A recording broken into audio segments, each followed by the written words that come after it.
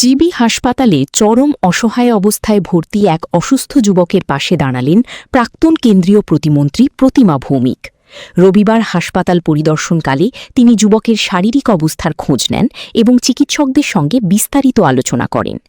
যুবকটির জীবন বাঁচাতে প্রয়োজনীয় সব ধরনের সহায়তার আশ্বাস দেন প্রতিমা ভৌমিক। শুধু তাই নয়, উন্নত চিকিৎসার জন্য প্রয়োজনে তাকে বহির্রাজ্যে পাঠানোর সম্পূর্ণ দায়িত্ব গ্রহণ করবেন বলে জানান তিনি।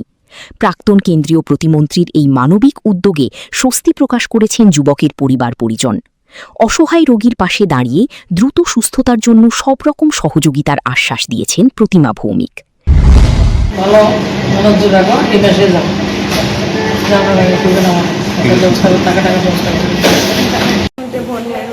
সমস্যা আসলো ব্লাডের জন্য শরীরে আমরা অতদিন ব্লাড লইয়া চলতাম, একটা ব্লাড লইলে 3 মাস যেত।